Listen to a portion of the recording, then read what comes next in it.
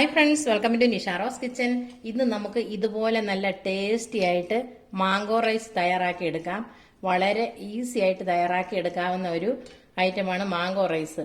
നമ്മുടെ കുട്ടികൾക്കൊക്കെ ഇത് വളരെ ഇഷ്ടപ്പെടും. മുതിർന്നവർക്കും കുട്ടികൾക്കും എല്ലാം ലഞ്ച് ബോക്സിലും ഒക്കെ വെച്ച് കൊടുക്കാൻ പറ്റിയ ഒരു ഐറ്റമാണ് നമ്മുടെ മാംഗോ റൈസ്.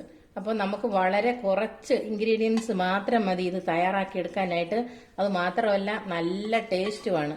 അപ്പം ഈ മാങ്ങ ഉള്ള സമയത്ത് നമുക്കിത് പെട്ടെന്ന് തന്നെ ഈ മാംഗോ റൈസ് റെഡിയാക്കി എടുക്കുകയും ചെയ്യാം. തലേ ദിവസത്തെ കുറച്ച് ചോറ് മാത്രം മതി ഇത് തയ്യാറാക്കി എടുക്കാനായിട്ട്. അപ്പോൾ നമുക്ക് ഇതെങ്ങനെയാണ് ഈ മാംഗോ റൈസ് തയ്യാറാക്കി എടുക്കുന്നതെന്ന് നോക്കാം. അപ്പോൾ നമുക്കിനി വീഡിയോയിലേക്ക് കിടക്കാം. ഇനി നമുക്ക് മാംഗോ റൈസ് എങ്ങനെയാണ് തയ്യാറാക്കുന്നതെന്ന് നോക്കാം. അതിനായിട്ട് ഞാനൊരു പാൻ സ്റ്റൗവിന്മേൽ വെച്ചിട്ടുണ്ട്. അതിപ്പോൾ ചൂടായിട്ടുണ്ട്. നമുക്ക് അതിനകത്തേക്ക് വെളിച്ചെണ്ണ ഒഴിച്ചു കൊടുക്കാം. ഒരു 2 സ്പൂൺ വെളിച്ചെണ്ണ ഒഴിച്ചു കൊടുക്കാം.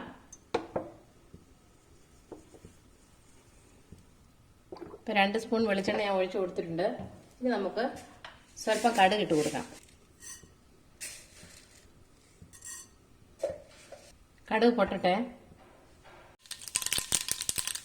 ഇപ്പോൾ കടുക് പൊട്ടാൻ തുടങ്ങിയിട്ടുണ്ട്. ഇനി നമുക്ക് ഇതിനകത്തേക്ക് ഇത്രയും കടല നമ്മൾ ഇട്ട് കൊടുക്കണം. ഒരു 2 സ്പൂൺ കടല എടുത്ത് ഇട്ട് കൊടുക്കാം.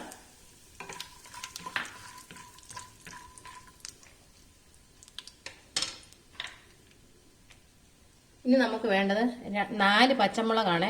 4 പച്ചമുളക് എടുത്ത് കീറി ഇട്ട് കൊടുക്കാം.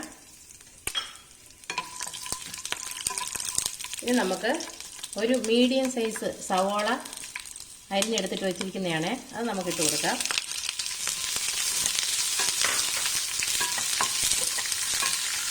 ഇനി ഈ ഉള്ളി നന്നായിട്ടൊന്ന് വഴന്നു വരണം.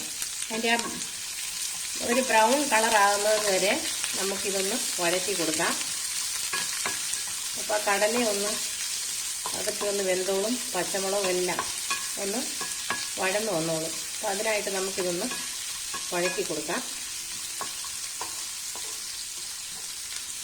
മീഡിയം ഫ്ലെയിം വെച്ച് വേണം നമ്മളിത് ചെയ്യാനായിട്ട്.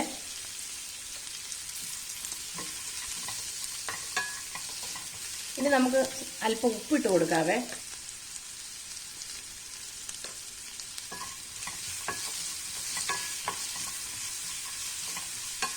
ഈ കൂടെ തന്നെ നമുക്ക് കറിവേപ്പില ഇട്ട് കൊടുക്കാം. 2 തണ്ട് കറിവേപ്പില ഇട്ട് കൊടുക്കാം.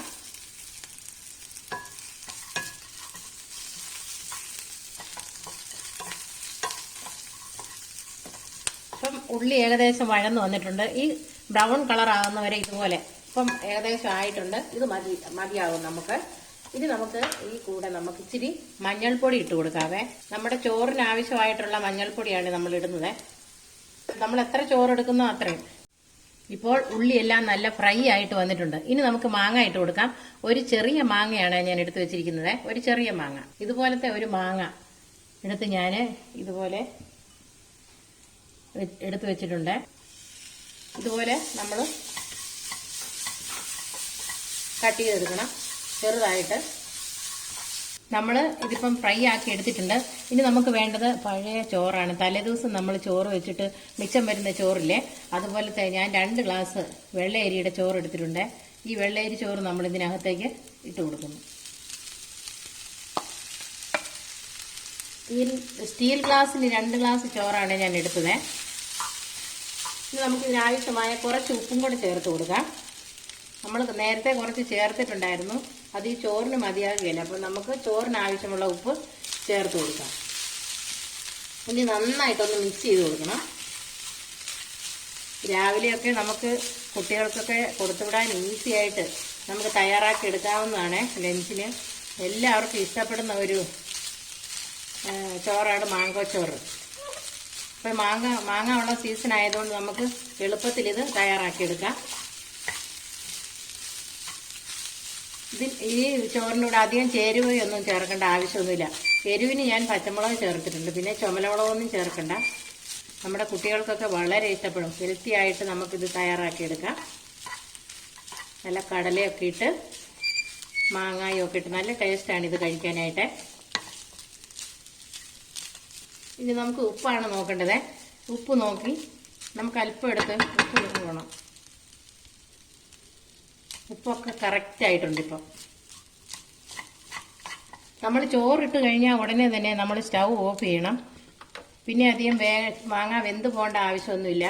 മാങ്ങയ്ക്ക് വേവൊന്നുമില്ല. അപ്പോൾ ഈ ചൂട് കൊണ്ട് തന്നെ അത് റെഡിയായി വന്നോളൂ. ഇപ്പോൾ നമ്മുടെ മാംഗോ റൈസ് ഇവിടെ റെഡി ആയിട്ടുണ്ട്.